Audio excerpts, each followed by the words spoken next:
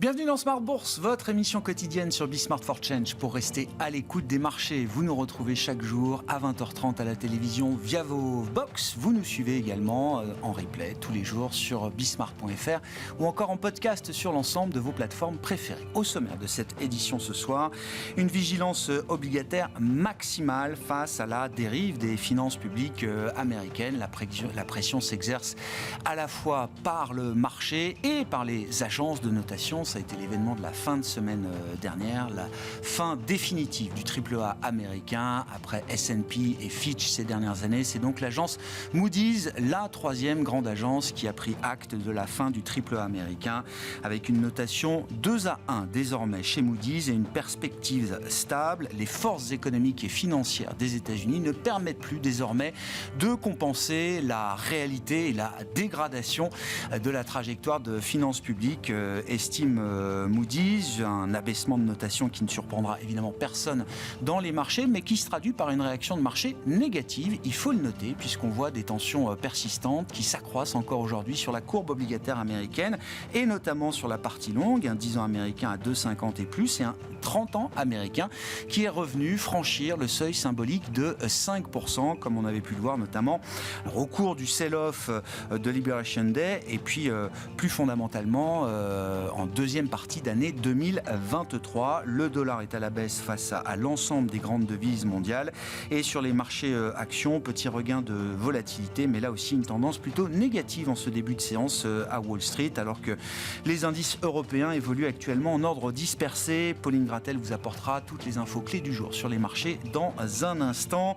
Une actualité chargée également sur le front politique ce week-end en Europe avec une série d'élections et aujourd'hui un sommet entre l'Union européenne et le Royaume-Uni, le premier depuis la mise en œuvre du Brexit en 2020. L'objectif de ce sommet est de conclure un accord pour retisser des liens, réapprofondir les liens entre le Royaume-Uni et l'Union européenne, près de 10 ans après le vote du Brexit. Parmi les sujets qui ont été traités à l'occasion de ce sommet, les questions de sécurité, de défense, bien sûr, les questions énergétiques ou encore le dossier hautement sensible de la pêche. Voilà pour les sujets du jour sur les marchés. Discussion à suivre avec nos invités dans un instant. Et puis dans le dernier quart d'heure de Smart Bourse, comme chaque lundi, ce sera notre quart d'heure américain. Nous retrouverons notre correspondant américain, Pierre-Yves Dugas, pour explorer la feuille de route politique de l'administration Trump jusqu'à la pause du Congrès cet été et quelles seraient les bonnes cases à cocher par Donald Trump pour éviter un dérapage politique et un dérapage des marchés.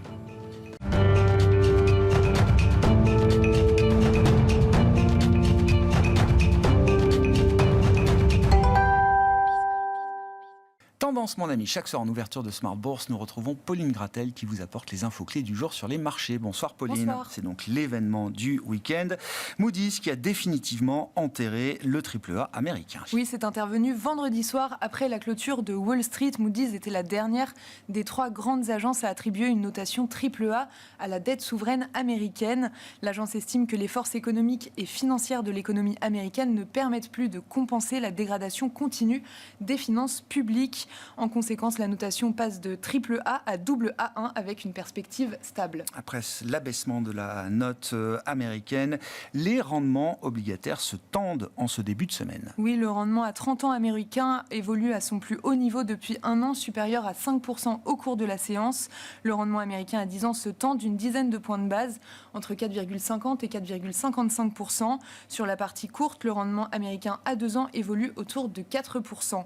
En Europe, dans le siège des États-Unis, les rendements augmentent légèrement avec un 10 ans allemand autour de 2,60%. Sur le marché des échanges, le dollar recule face à un panier de grandes devises, ramenant l'euro-dollar à 1,1250. Enfin, l'or repart de l'avant en progression de près de 1,5% sur la séance. Que dire de la situation des marchés d'actions en ce début de semaine également, Pauline ? Aux États-Unis, les indices ouvrent en repli d'environ 1% pour le Nasdaq et le S&P 500 avant de commencer à réduire leurs pertes. Sur fond de volatilité accrue, le VIX se tend légèrement au-delà de 18. En Europe, le Stoxx 600 et l'Eurostoxx 50 reculent de 0,7% au cours de la séance avant de réduire un peu leurs pertes. En France, la tendance est également négative. Le CAC 40 cède autour de 0,5% et tourne autour de 7 850 points. Et puis sur la partie macro, on retiendra que Bruxelles a ajusté à la baisse ses perspectives de croissance pour la zone euro. Oui, pour 2025, la Commission européenne abaisse ses prévisions de croissance du PIB à 0,9% contre 1,3% précédemment. Pour 2026, les prévisions de croissance sont également revues à plus 1,4% contre 1,6% initialement. Si la croissance est revue à la baisse, c'est dû à l'affaiblissement des perspectives du commerce mondial et à l'incertitude accrue. Et puis sur les marchés actions et les bourses européennes et françaises en l'occurrence, les banques sont bien reparties après le choc du mois d'avril et le secteur bancaire est en tête du CAC aujourd'hui. Oui, BNP est en tête du CAC et gagne environ 2%. La banque annonce le lancement d'un programme de rachat d'actions de plus de 1 milliard d'euros qui débute aujourd'hui et jusqu'au 20 juin prochain. Dans son siège, Société Générale est en hausse de 1% et Crédit Agricole est également dans le vert. À l'inverse, les valeurs du luxe évoluent en repli aujourd'hui. Hermès cède 2,5%, lanterne rouge du CAC 40 et Kering et LVMH reculent également de plus de 2% au cours de la séance. Et puis le carnet du jour, Stellantis nomme un nouveau directeur général pour sa marque Citroën. Oui, il s'agit de Xavier Chardon, ex-patron de Volkswagen France, qui prendra ses fonctions le 2 juin prochain, après une année 2024 compliquée pour le constructeur, et afin de poursuivre la dynamique engagée ces derniers mois. Dans le reste de l'actu des sociétés, Getlink annonce la suspension pendant 2 semaines de l'interconnexion ElecLink, un câble qui relie la France au Royaume-Uni par le tunnel sous la Manche, pour une inspection après la détection d'un désalignement du câble. Le titre cède 2%. Quel sera le programme de demain sur les marchés pour les investisseurs, Pauline ? La journée sera calme. Demain, les investisseurs prendront connaissance de l'indice de la Fed de Philadelphie de mai et des prix à la production en Allemagne pour le mois d'avril. Côté résultat, Home Depot publiera ses comptes. Tendance, mon ami, chaque soir en ouverture de Smart Bourse, Pauline Gratel vous apporte les infos clés du jour sur les marchés.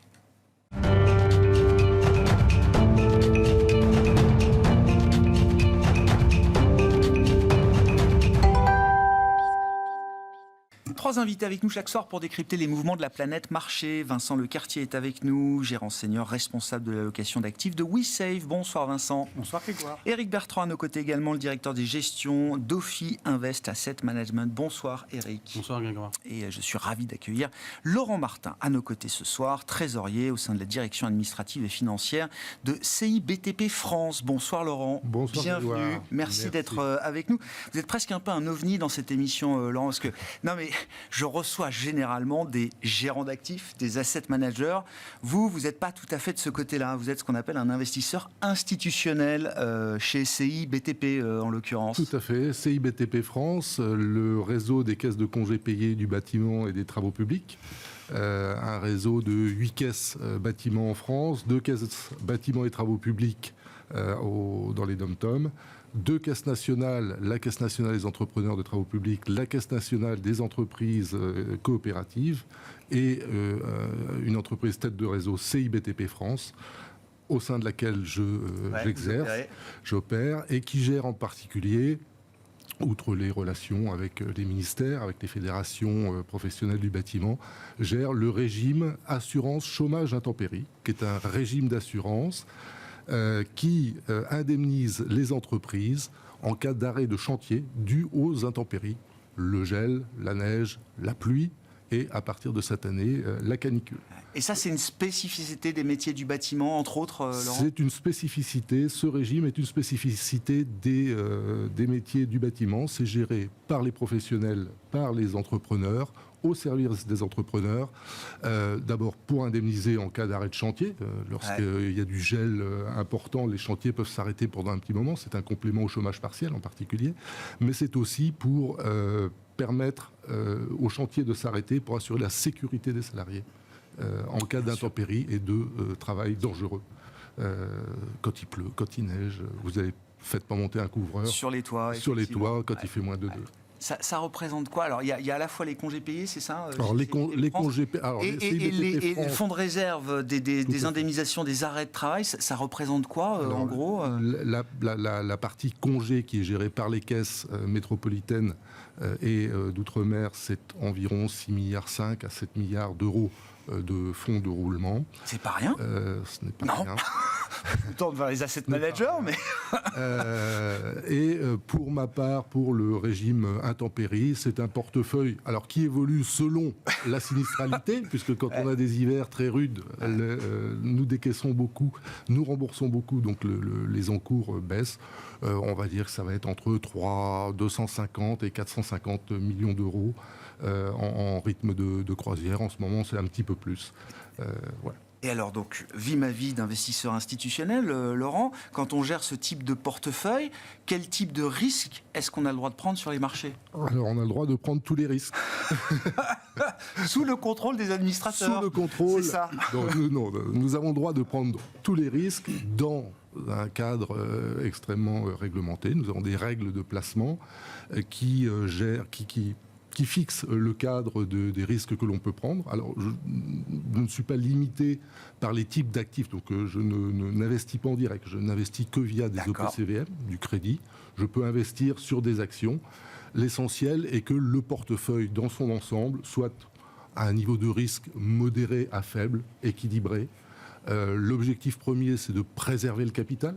Bien sûr. L'objectif second, c'est de faire au moins le monétaire. Et l'objectif troisième, c'est d'essayer de battre le monétaire chaque année avec plus ou moins de régularité, puisqu'on sait que la volatilité sur les marchés ne se commande pas et surtout les marchés de taux s'improvisent difficilement parfois. Mais si on en vient un peu au sujet, alors techniquement, est-ce que c'est un problème pour vous ou les investisseurs institutionnels que vous représentez, j'ai envie de dire, Laurent, est-ce que c'est un problème technique que Moody's ait définitivement refermé la porte du triple A américain ? On était jusqu'à présent sur un rating partagé. S&P avait dégradé en 2011, Fitch avait suivi en 2023, mais il restait toujours, j'allais dire, un triple A de sauvegarde chez Moody's qui n'existe plus aujourd'hui. Techniquement, est-ce que c'est un problème pour certains investisseurs, certaines catégories d'investisseurs sous contrainte ? Alors, je ne connais pas tous les investisseurs. Pour nous, non. Ce n'est pas un problème. AA1 reste une excellente note. La dégradation AAA par Moody's n'est pas non plus une énorme surprise. On voyait tous depuis des mois et des années la dégradation continue des finances publiques américaines. C'est beaucoup plus symbolique certainement que financièrement important. Aujourd'hui, les taux américains remontent un petit peu. Mon avis est plutôt que c'est lié à ce qui s'est passé hier, c'est-à-dire au Congrès, le vote par le budget du Congrès, par le comité du Congrès du plan de réduction de Trump qui va encore creuser le déficit. C'est-à-dire que je pense que au-delà de la note qui reste excellente, c'est la trajectoire qui inquiète. C'est ce que dit Moody's. La trajectoire inquiète. Je crois que Moody's prévoit un déficit, si rien ne change, à 10% en 2030. J'ai vu 9% en 2035. C'est ça. 9% en 2035. C'était les niveaux de la Grèce en 2011. C'est pas comparable, certainement, mais néanmoins, c'était quand même les niveaux de la Grèce en 2011.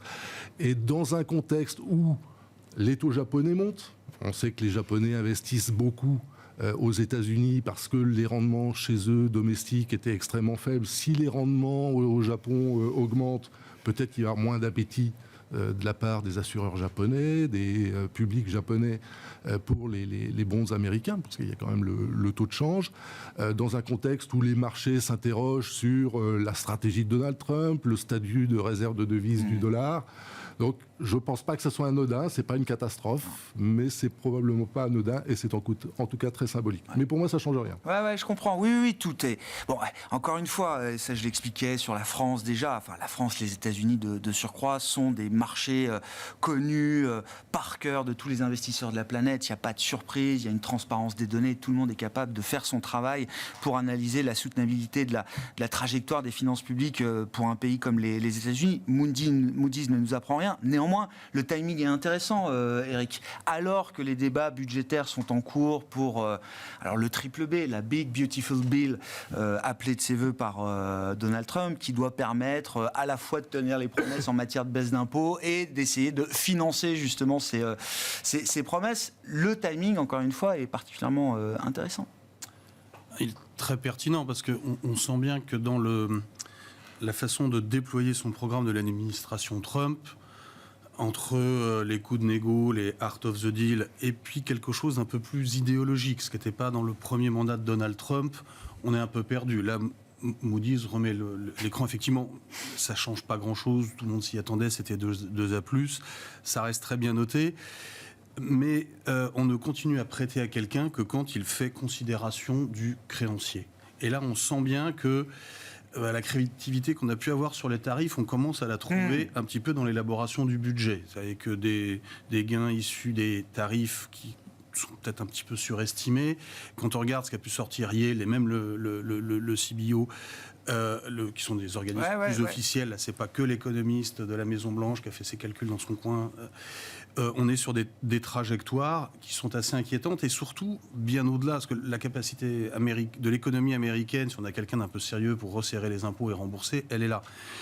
Mais on sent bien qu'il n'y a absolument pas de considération sur l'ampleur de ce qui va pouvoir être dépensé. Deux choses. La première, c'est que ça a un impact sur les taux d'intérêt, ça renforce la prime de terme. Et si on revient un petit peu sur la séquence tarif qu'on a eue avec le Liberation Day, donc l'annonce, le tableau, les calculs créatifs, qu'est-ce qui arrête le jeu, en fait, si on réfléchit bien? Pendant une semaine, on a une baisse vertigineuse, c'est quand même assez impressionnant. Ça va vite. Des marchés actions, tout le monde regarde ça.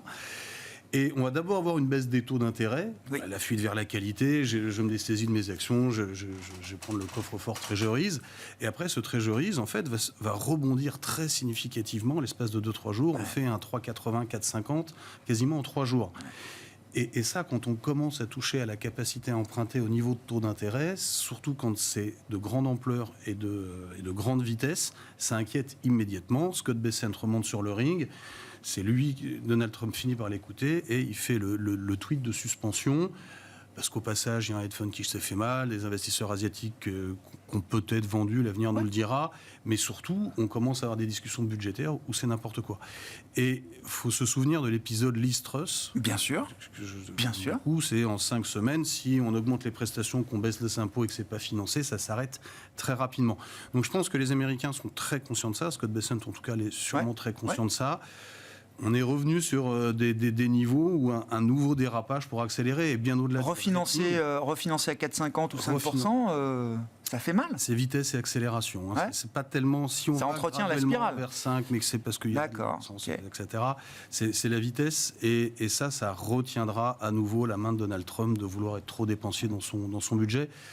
Quand on regarde la crise 2008, 2011, 2012, 2001, c'est tout le temps les tensions sur les taux d'intérêt, le refinancement qui arrêtent les créativités financières, comptables. Et on est à nouveau revenu rapidement dans un moment comme celui-là. C'est pas très méchant. C'est pas très méchant. Non, c'est 5-7 centimes, il faut jouer pour les niveaux. Oui.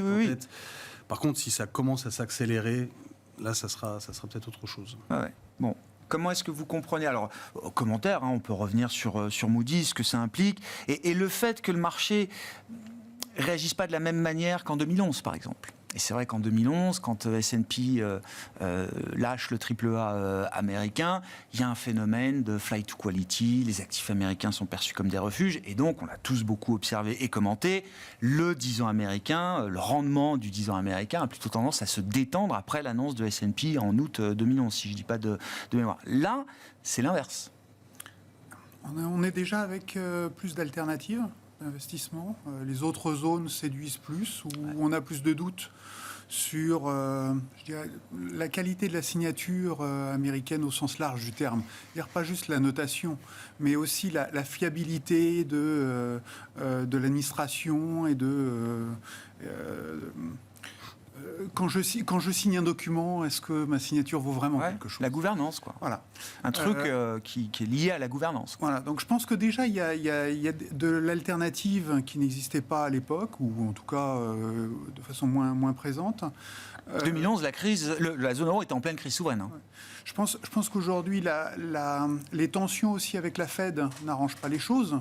C'est-à-dire qu'à l'époque, la Fed était plutôt dans le bon sens. Là, c'est plus le cas. Donc, le fait d'avoir ce clash entre Trump et Powell n'aide pas vraiment les choses, puisque du coup, vous doutez de la probabilité de baisse des taux. Mm-hmm. Donc, vous avez moins de motivation à acheter des obligations si vous avez moins de probabilité de baisse de taux. Donc je pense que le contexte est effectivement plus compliqué. En rajoutant à ça le fait que d'habitude, le dollar, quand les choses vont mal, est généralement bien orienté, ça sert de protection, donc c'est une motivation additionnelle pour aller sur les obligations américaines, et que là, ça ne marche pas. Là, le dollar baisse, au contraire. Donc il y a effectivement beaucoup de facteurs un peu concomitants qui font que la signature, cette dégradation est désagréable.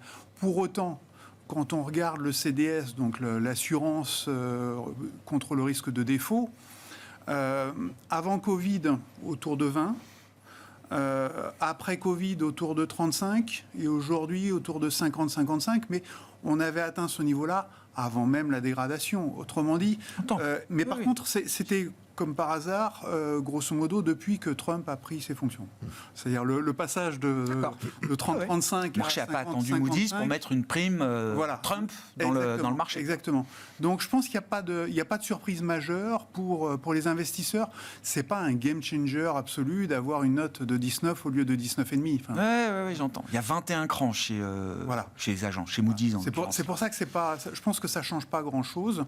Et il y a là aussi, dans les vraies questions, la question de l'utilisation qui est faite des capitaux.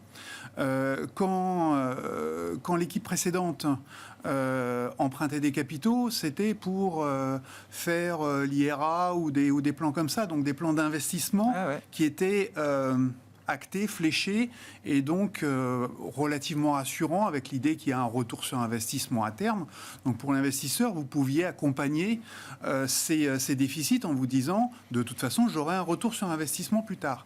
Là, aujourd'hui, j'ai tendance à dire que c'est peut-être de la dette pour du fonctionnement et non plus pour de l'investissement. On ne sait pas ce que les entreprises ou les ménages feront des capitaux en question. Ça peut très bien partir à l'étranger, par exemple. Donc il y a quand même une incertitude qui, pour moi, justifie effectivement de se méfier de la dette américaine et de préférer le confort et la visibilité de l'Europe, par exemple, où la BCE, on sait qu'elle va plutôt continuer de baisser ses taux et qu'en plus, on aura plutôt des soutiens budgétaires vers l'investissement. Là, pour le coup, ils sont fléchés. Il y a plus de prévisibilité ou de lisibilité ou de visibilité dans l'équilibre économique en zone euro que ce qu'on observe aujourd'hui aux États-Unis. Par contre, pour la croissance américaine, c'est pas sûr qu'elle soit mauvaise. Donc pour les entreprises, c'est pas certain que ça soit forcément un mauvais choix que d'investir sur les entreprises américaines. La question de la dette peut poser question. Par contre, la question de l'investissement sur les entreprises ou sur la dette des entreprises américaines, c'est pas forcément exactement. Donc c'est pas illégitime qu'on voit des indices actions américains qui soient revenus sur les niveaux d'avant Liberation Day, même les niveaux de début d'année là pour le S&P 500. Ça dépend des indices que vous regardez. Si vous regardez un indice équipondéré ou un indice de small cap, autrement dit des indices qui sont très domestiques, là effectivement pour moi il faudrait s'en inquiéter. C'est quelque chose de plus sur lequel on peut se poser des vraies questions. Par contre, si vous êtes beaucoup plus tourné vers l'extérieur, vers l'export, et donc vous avez à la fois des moteurs qui vont être les devises étrangères. Quand le dollar baisse, ça veut dire que les devises étrangères s'apprécient, ce qui veut dire que pour une entreprise multinationale américaine, vous rapatriez un effet positif avec la devise. Et vous avez aussi une activité à l'étranger qui peut venir compenser l'activité américaine. Sur la partie budgétaire, le Congrès ne pourra pas rester insensible à cette situation de marché sur les marchés obligataires. Ça va infléchir forcément, ou ça va jouer sur les discussions, avec peut-être un risque de déception sur cette partie pro-business du mandat de Trump qu'on attendait, Eric. Dans le programme de Trump, il le met à exécution, ça surprend un peu en France, il y avait les tarifs, les baisses d'impôts, la dérégulation, l'immigration. Donc l'immigration, là, il est dessus, même si ce n'est pas forcément très significatif, et surtout il commence à être bloqué par la Cour suprême. Là, on est dans la phase baisse d'impôts. Les gros déficits du budget viennent d'où ? Il y a d'abord la reconduction de ce qu'il avait fait lors de son premier mandat. On a baissé le taux d'IS d'une 30aine à une 20aine de %, je ne me souviens plus exactement des chiffres. Ça s'arrête là, il faut le reconduire. Ça, c'est 4 000 milliards sur 10 ans. 4 000 milliards. Après, il voulait faire des baisses d'impôts supplémentaires. Alors, pour le coup, c'est une enveloppe. Alors, il y a des trucs un peu symboliques, les pourboires ou d'autres choses comme ça, mais il y en aurait pour les entreprises, pour le consommateur. Et là, effectivement, ça dépend de qu'est-ce qui va être fait de cet argent. Est-ce qu'il va être il peut être épargné, il ne faut pas l'oublier, mais on ne sera peut-être pas sur le Covid.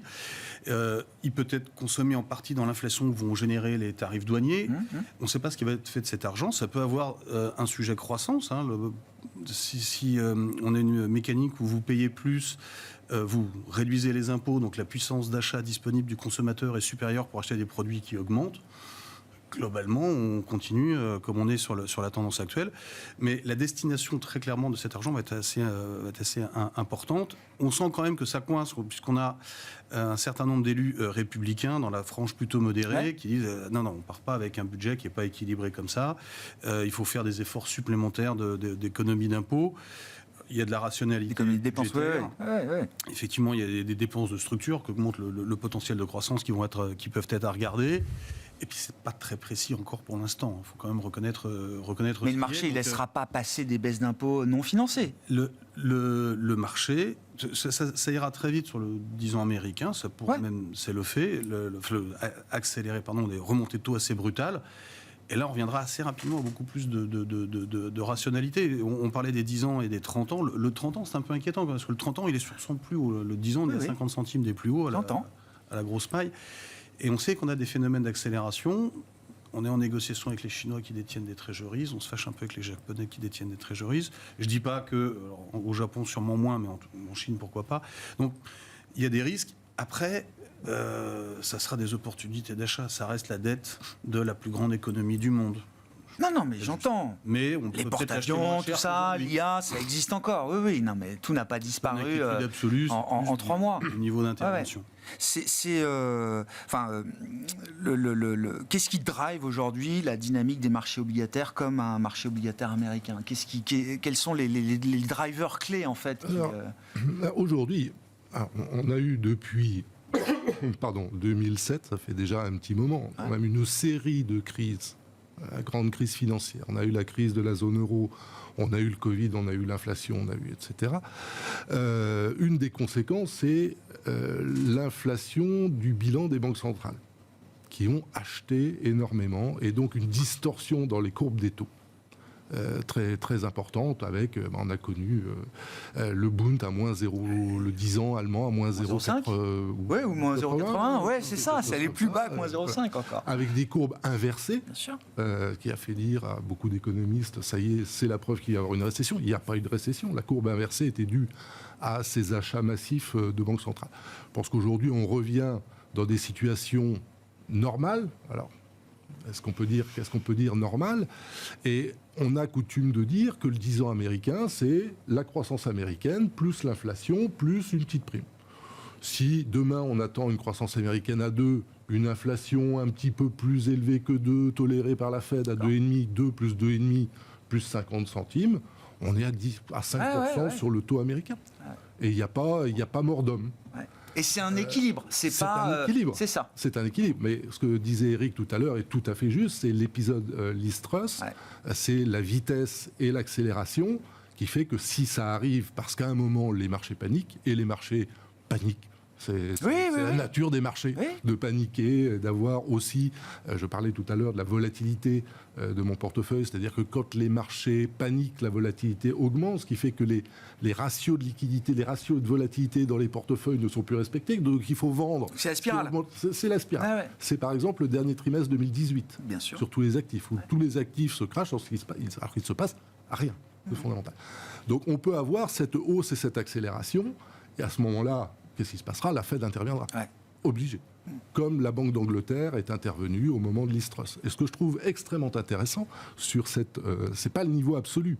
C'est qu'aujourd'hui, les taux à 10 ans, à 20 ans au UK, en Grande-Bretagne, sont plus élevés qu'au moment de Liz Truss. Qu'au moment de Liz Truss. Bien sûr. Mais parce que ça a été un mouvement un peu normal des marchés, une hausse des taux d'intérêt qui n'était pas anormal et qui ne mettait pas en péril la stabilité de l'ensemble. Il n'y a pas un bon ou un mauvais niveau de taux, il y a ce qui amène à ce niveau de taux d'intérêt, les raisons qui amènent à ce niveau de taux d'intérêt. Et je suis beaucoup plus inquiet de la hausse des taux japonais. D'accord. Le 10 ans japonais à 3%. Dans le paysage obligataire mondial, là, c'est plutôt le Japon qui vous inquiète le plus. Je pense que c'est plutôt là qu'il se passe quelque chose, oui. Parce que la croissance potentielle du Japon, c'est 0,5. L'inflation potentielle du Japon, c'est 1. Donc oui, des taux à 10 ans à 2, enfin je ne sais plus à combien ils sont exactement, mais non, le 30 ans est à 3, le 40 ans est quasiment à 4, et puis le de 10 ans on va regarder ça. 2 et quelques. J'ai regardé, je l'ai plus en tête. Mais et alors, disons un mot du Japon. Enfin, comment on résout ce genre de problématiques obligataires quand on est à la fois un ministre de l'économie et des finances et une banque centrale comme la Banque du Japon? Je pense que c'est une question qui se pose tous les jours, et je serais bien prétentieux de pouvoir apporter une réponse. Ouais. Mais c'est de là que peut revenir... Parce qu'on a déjà eu une petite scénette japonaise en août dernier, début août. Il n'y avait pas grand monde sur les marchés, donc c'est passé un peu à la trappe. Mais bon, ceux qui étaient s'en souviennent, avec un yen qui s'est envolé effectivement sur une paire de séances. Ça a provoqué une vibration mondiale, pour dire les choses. Absolument. Si on refait un petit peu l'histoire, 2012, les Abenomics... et le deal implicite de la Banque du Japon, du gouvernement, aux assureurs et aux investisseurs institutionnels, aux zinzins, on va dire zinzins. Les zinzins. Aux zinzins, c'est, écoutez, nous, on met les taux à zéro, on achète de la dette gouvernementale japonaise, vous n'aurez pas de rendement au Japon, donc vous allez acheter des actifs à l'étranger, et nous, on s'arrange pour que le yen se déprécie, et donc comme ça, vous allez faire du rendement. Aujourd'hui, c'est un peu en train de changer. Mais aujourd'hui, le plus gros fonds de pension japonais, fonds de retraite japonais, le GPIF, a 55% de ses actifs à l'étranger. C'est colossal. Est-ce que tout est hedgé? Je ne suis pas certain. Vous avez 55% de vos actifs en dollars, en euros. Après, il y a peut-être deux autres devises. C'est probablement pas hedgé, et il suffit, effectivement, c'est le même mécanisme que les ventes déclenchent des ventes qui déclenchent des ventes. Donc, oui, moi, je surveillerai pour la volatilité, parmi les facteurs à surveiller. Parmi les facteurs, certainement le dollar yen. Le Japon, avec effectivement la devise et le 40 ans japonais bientôt à 4%. Et dans ce contexte, vous disiez tout à l'heure, Vincent, je veux bien qu'on y revienne, la stabilité européenne fait office de refuge. Alors stabilité, on appelait ça la médiocrité avant. Maintenant, on dit donc stabilité, mais c'est un peu la même thématique en tout cas. Alors pour compléter un tout petit peu ce qui vient d'être dit, une des questions qu'il faut peut-être se poser, c'est aussi de savoir si la dérégulation bancaire américaine ne peut pas poser problème derrière, puisqu'en fait, vous avez moins de motivation à conserver les obligations américaines en portefeuille. Donc ça veut dire l'objectif est de faire baisser les ratios de réserve obligatoires des banques. C'est ça qui avait été fortement augmenté après la grande crise financière. Il faut garder en tête que le gros des actifs... Donc un acheteur en moins, quoi. Une incitation en moins. Vous avez entre 80 à 80, on va dire autour de 80% des actifs obligataires américains qui sont détenus par des Américains. Si vous enlevez une partie de cette main-là avec les banques ou institutions financières... Qui sont contraintes de détenir justement ces actifs. D'en détenir, là par contre ça peut faire très mal. Donc pour boucler, je pense que l'acheteur en dernier ressort que pourrait être la Fed pourrait être obligé de se mobiliser bientôt. Donc je pense que d'une certaine manière, tout ce mouvement de tension et la dégradation de la notation, paradoxalement, pourrait aussi amener la Fed à devoir infléchir un peu plus vite son plan de bataille qui est normalement d'attendre vers la fin de l'année. Peut-être qu'il va falloir intervenir un petit peu plus vite en signalant des baisses de taux, la reprise de la course des baisses de taux. Du quantitative easing surtout. L'achat. Donc déjà finir la réduction du bilan. Il y a deux niveaux. Il y a le fait de baisser le coût de la dette et il y a le fait de porter de la dette. Pour moi, à ces deux niveaux-là, la Fed pourrait être tentée d'intervenir. Eric, vous vouliez réagir? Oui, c'est important parce que faut remettre ça un peu. J'ai dit qu'il y avait des idéologues pas très loin de Trump. Il y a les fameux accords de Mar-a-Lago qui influent un peu. Et quand on reprend la séquence, donc les tarifs, les taux remontent. Scott Bessent fait dire à Trump on arrête. Et là, c'était très justement dit par Vincent tout à l'heure. Alors, les taux baissent pas. Moi, je vais aller voir Powell. Et puis, comment est-ce que je peux le dégager un peu plus rapidement que le calendrier? Et là, les taux remontent. Ah oui. Rappelez-vous, c'est 4,50, 4,15, re-4,15, re-4,50. Le plus tôt il finira son mandat, le mieux ce sera. Et ça, marché n'a pas aimé. Il y a même Oui. pas recours, question auprès de la Cour constitutionnelle pour savoir. Et si jamais, comment pourrait-on faire? Et les taux se retendent assez rapidement sur 2 jours. C'est toujours vitesse et ampleur. Et là, finalement, on met le couvercle sur le truc et on dit... Il restera, tout va bien. Non, mais c'est un bon gars, il faudrait qu'il baisse ses taux un peu plus vite. Comme si baisser les taux courts allait favoriser les taux longs quand le problème est sur la défiance.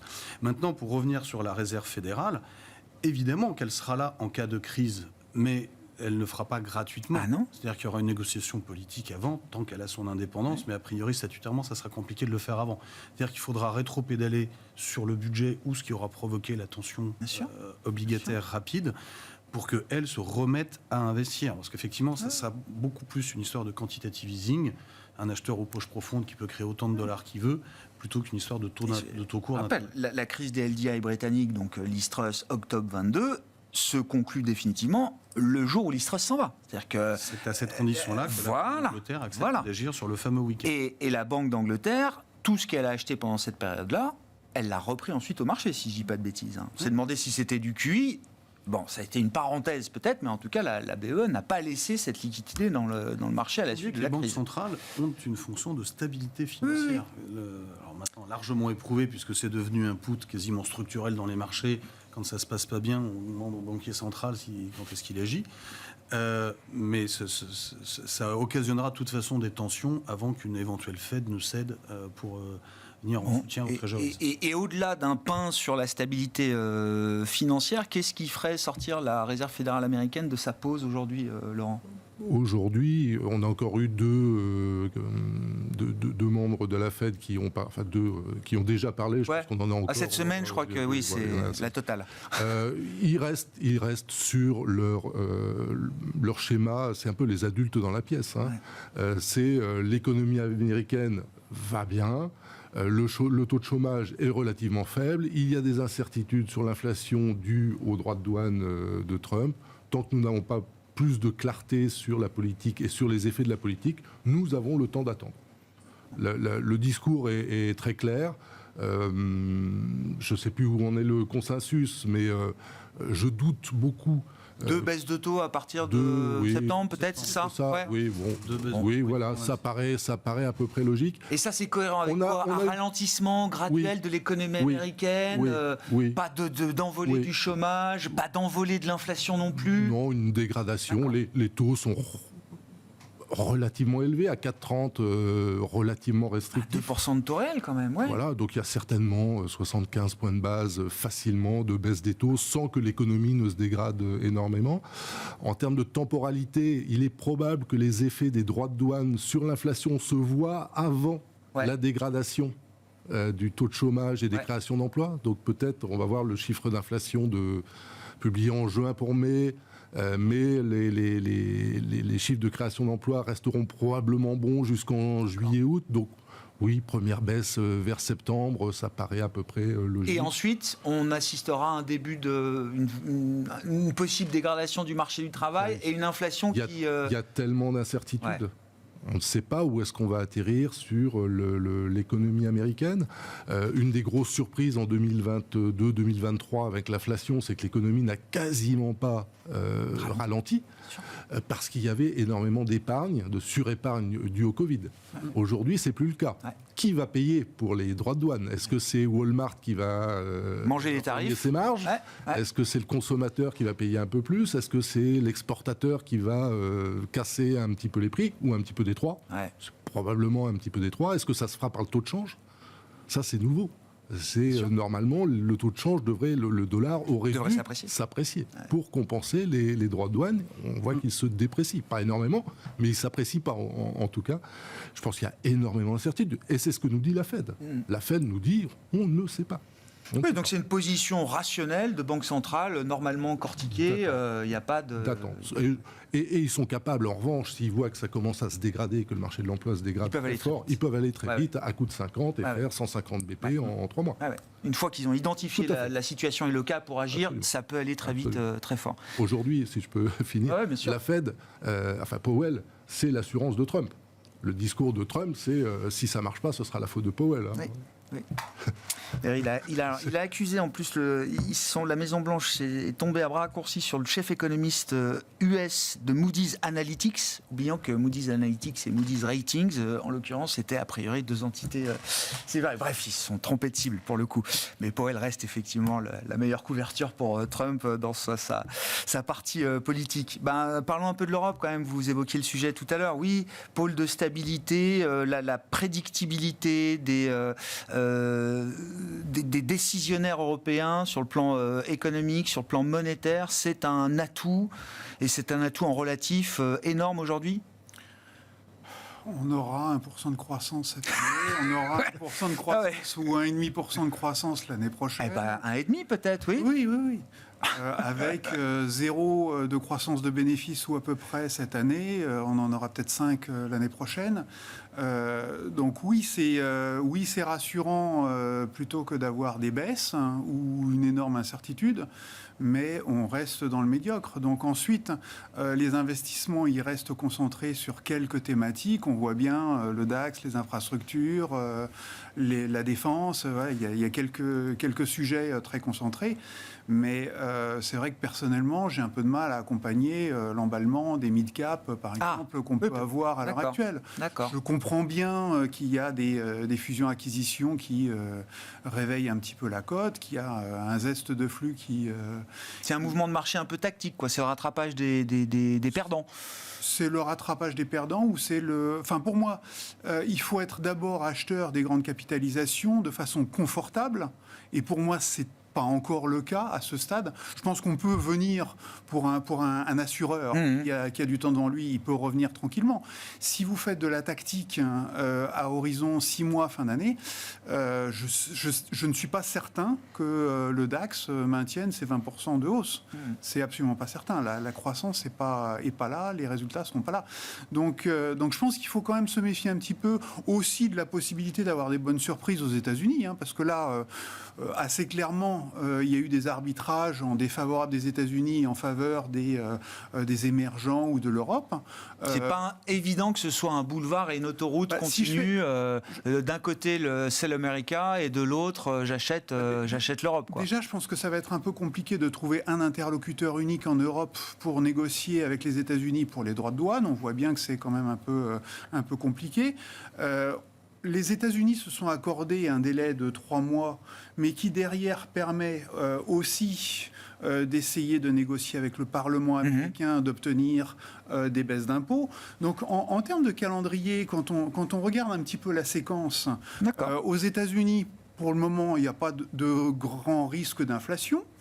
On ne voit pas les entreprises monter de façon violente. Walmart nous dit que ce sera la fin du mois. Ça va commencer. À ce stade, pour le moment, on ne voit pas grand-chose. Oui. Les taux réels, les salaires réels, sont toujours positifs confortablement. On est à plus de 4% de salaire. Donc on est aujourd'hui avec une capacité des ménages à continuer de consommer qui se maintient. Lorsqu'on a des hausses de tarifs de prix par les entreprises, au final, c'est quand même des bénéfices aussi qui se manifestent. Donc pour la bourse américaine, on a vu les profits tirés par l'inflation, les marges tirées par l'inflation. Pour la bourse américaine, je ne suis pas sûr qu'il faille enterrer le dossier. D'accord. Et ça veut dire que là, après les mouvements qu'on a eus, une fois que les indices américains sont revenus au top, comme ça, enfin au top, ou en tout cas sur les niveaux de début d'année, c'est quoi? C'est une nouvelle histoire qui peut commencer? Moi, je pense que le grand sujet, c'est le dollar. Mais par contre, si le dollar continue de baisser, moi je serai assez confortable à être bien exposé sur les États-Unis, sur les actions américaines. D'accord. Il faut se couvrir alors du coup contre la baisse du dollar. C'est pas naturel qu'on se couvre. Il faut éviter les entreprises domestiques qui sont plus sensibles à tout ce qui est tarif et être beaucoup plus exposées. Comme ça, on évacue la problématique. Donc il vaut mieux éviter les coûts pondérés et les small caps et être beaucoup plus sur les grands indices. Ouais. quoi les arbitrages qui vous semblent intéressants aujourd'hui, là, chez Ophi Invest AM, après ces mouvements de marché pas évident, hein. C'est vrai qu'il y a un mois, le moindre actif américain était radioactif, intouchable, et là, bon, c'est quand même bien reparti. On était rentré assez long nous, de US et Europe dans la séquence, avec des raisonnements un peu différents. Sur l'Europe, oui, c'est lent, oui, ça prend du temps, oui, l'Europe qui est le numéro de téléphone. Et il y a quand même, il y a eu 35 ans chez les marchés, l'Allemagne a changé de camp. Ça, ils vont faire du déficit pour dépenser de l'argent dans la croissance. Alors, effectivement, ça va être concentré, etc. Mais je suis moins négatif qu'avant. Oui, ça reste J'ai une moins bonne nouvelle. américain Oui, que j'avais depuis un certain nombre d'années. Ouais. Ça rééquilibre un peu les choses. Ça rééquilibre un peu les choses. On est aussi dans un endroit où on est sûr que la Banque centrale va baisser ses taux. Ça, mine de rien, quand on baisse les taux, ça détend un peu tout le monde. Au moins pour une ou deux fois encore, peut-être. Au moins 2 fois. Au moins 2 fois. Donc, et l'Europe, c'est quand même s'il y a historiquement un prix en multiple sur les marchés américains plus élevé qu'en Europe, payer le marché américain 21 fois les bénéfices, quelque chose comme ça, versus 14 ou 15 en Europe. Aujourd'hui, nous, on a pris les bénéfices sur la remontée des indices actions américains. On est revenu, même pas pré-tarif, un peu au-dessus. On a 2 points des plus hauts. C'est pas comme si c'était rien passé. Donc, on se soupe absolument pas. Enfin, on se désaloue pas des US. Par contre, on salue le mouvement, on attend que ça respire un petit peu, il y a le budget, il y a les taux d'intérêt, et on garde encore un petit biais long sur l'Europe, un peu en extension. Il y a une zone qu'il ne faut pas trop oublier quand même, c'est nos amis chinois. Ouais, on l'a pas évoqué. Alors, les négos commencent, elles vont être dures, ça ne va pas être simple. À la fin, de toute façon, il risque d'y avoir à nouveau un énième plan de relance sur la Chine, et puis on sait que la bourse a tendance à réagir assez nettement à ce type de stimuli. Donc on continue d'ailleurs, parce qu'on en a déjà le cas chinois. Mais il peut y avoir encore du vent dans les voiles sur la bourse chinoise. On n'est pas au plein de ce qu'on peut mettre, donc si ça baisse, je pense qu'on remettra. Vincent Leclerc qui acquiesce dans votre position de trésorier, Laurent, du coup, avec peut-être des objectifs ou des horizons différents. Qu'est-ce qui vous intéresse là? C'est quoi l'équilibre pour vous d'important? L'équilibre aujourd'hui reste un petit peu sur les mêmes thématiques que depuis 2-3 ans. Le crédit reste intéressant. On reboucle sur le quand ça se réécarte un peu, c'est l'occasion d'en remettre éventuellement. On a un écart de qualité de crédit entre le high yield et le souverain qui s'est réduit. Ouais. Donc le 300 points de base de spread du high yield aujourd'hui par rapport au souverain, c'est certainement pas le 300 points de base il y a 10 ans, il y a 15 ans, il y a 20 ans. Donc on a du portage, on a des entreprises qui sont quand même très bien gérées. Et elles ont été forcées à très bien gérer parce que grande crise financière, parce que crise de la zone euro, parce que Covid. Donc les entreprises, les multinationales, entièrement d'accord avec Vincent, sont très bien gérées. Et certaines de celles-là, on ne sait même pas trop pourquoi elles sont à yield en fait. Mais parce que la France on est double A- maintenant, et qu'il faut garder. Il ne faut pas nous poser des cols comme ça. Voilà, probablement single en devenir. Donc il faut garder un certain nombre de notes entre les entreprises et le souverain. Donc le crédit à yield 3-4 ans, double B me semble intéressant. On est sur des rendements qui vont être à peu près à 4,5%. Secteur que j'adore, action, je suis moins spécialiste action, mais obligataire sont les banques. Ah, bah oui. Ce sont les banques. Les banques sont riches. Elles ont du capital, elles ne savent pas quoi en faire. Donc BNP rachète. Voilà. Donc elles rachètent leurs actions, elles versent des dividendes. Et pour le porteur obligataire...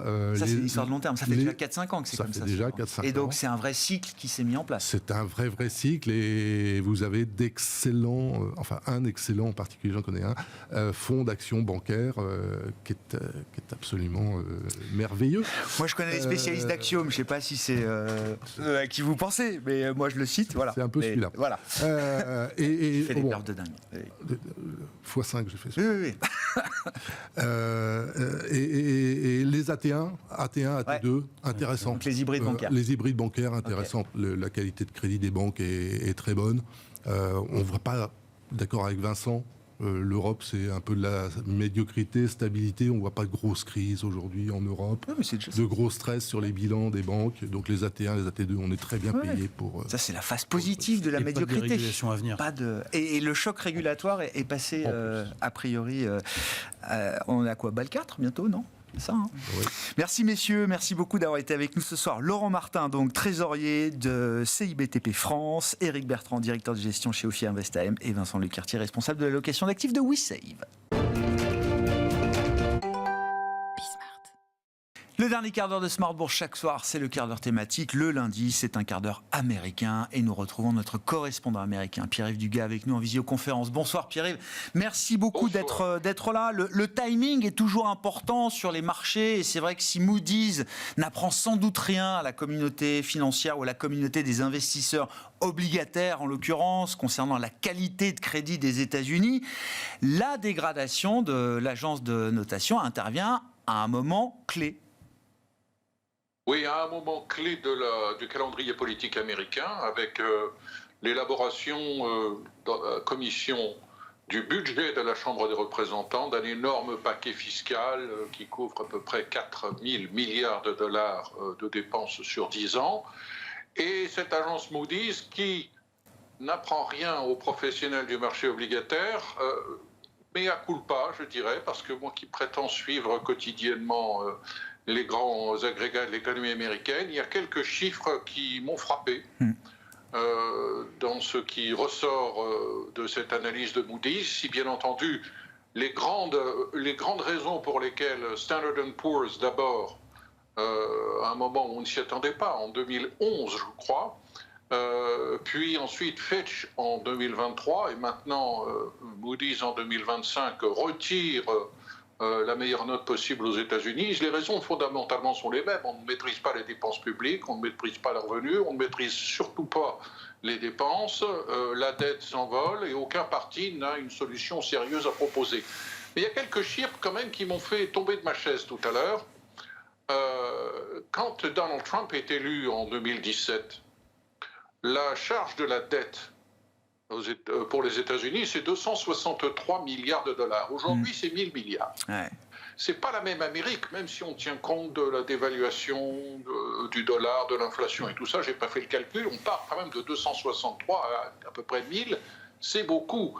La dette publique américaine par habitant aujourd'hui, elle est de 106 000 dollars.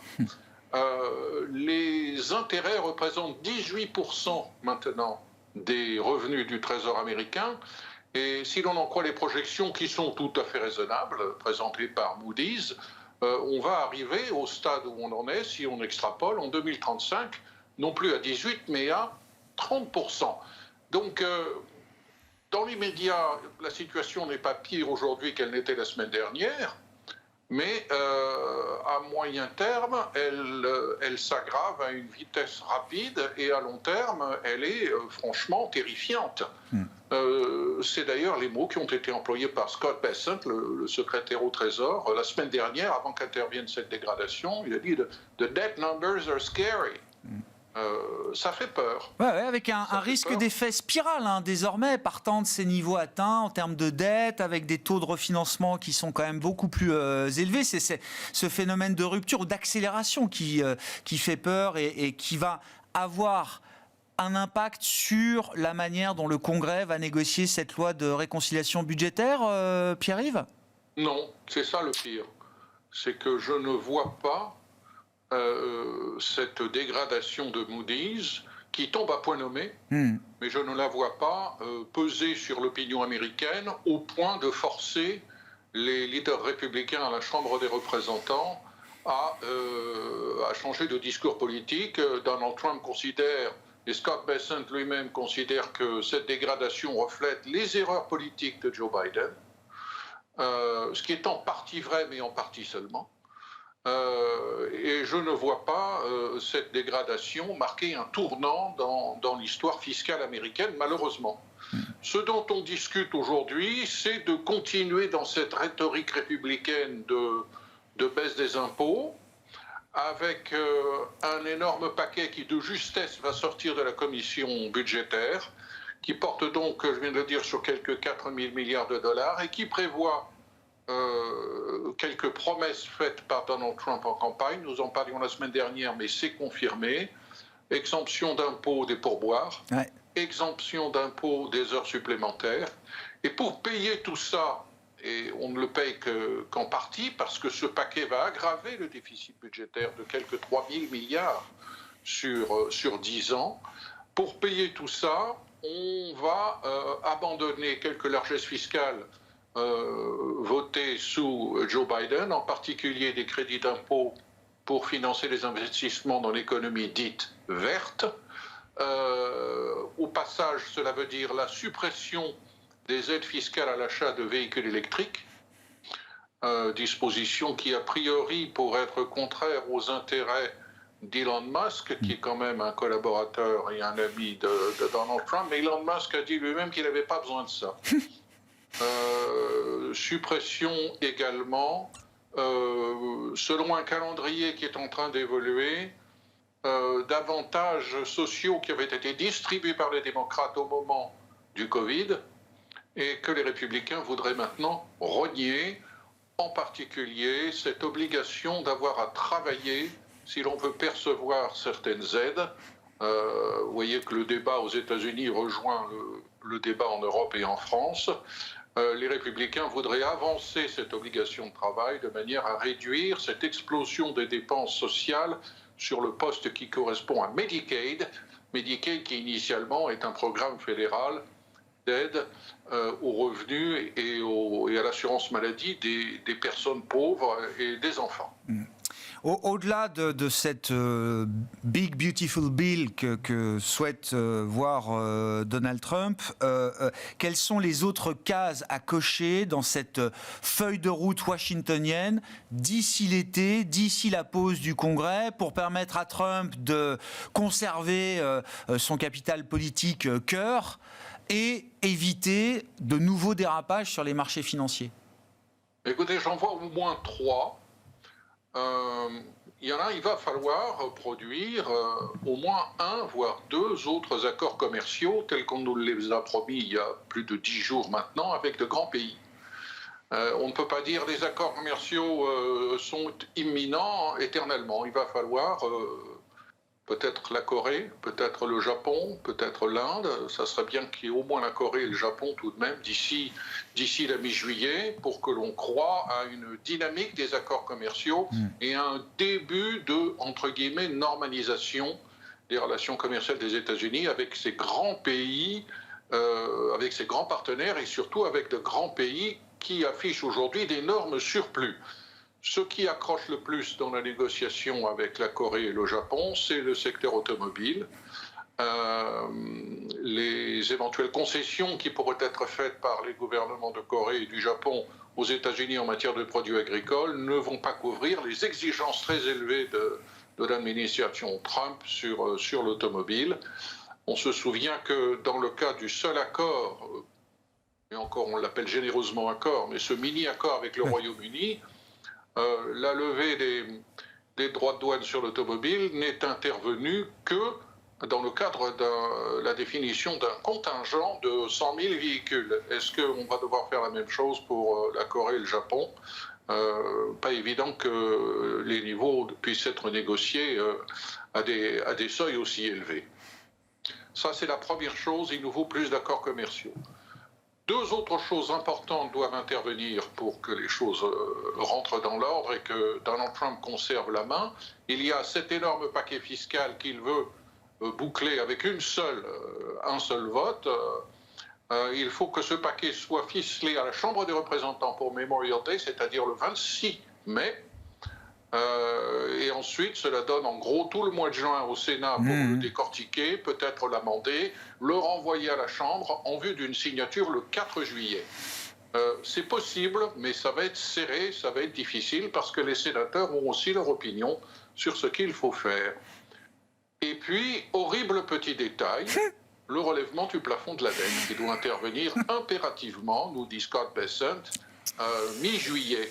Ce relèvement peut intervenir de plusieurs façons, soit dans le cadre de cette loi, soit dans le cadre d'une loi spécifique, ou alors on peut on l'a déjà fait dans le passé, simplement avoir un vote du Congrès qui dit le plafond, on peut s'en passer pour le moment. Pourquoi pas? Ça serait un moyen de botter en touche. Encore une fois, la droite, une poignée de la droite républicaine considère que les républicains n'ont pas le droit de laisser passer cette opportunité de réduire les dépenses publiques et de réduire le déficit, et ils jugent que le trumpisme continue de nous faire trop de déficit, et ils font de la résistance. Bon. C'est pas les 12 travaux d'Hercule, mais c'est quand même du pain sur la planche pour le Congrès, l'administration Trump et le président des États-Unis. Merci beaucoup Pierre-Yves. Pierre-Yves Dugas avec nous chaque lundi dans ce quart d'heure américain. Vous nous suivez en direct à 20h30 sur Bismart for Change et en replay bien sûr sur bismart.fr.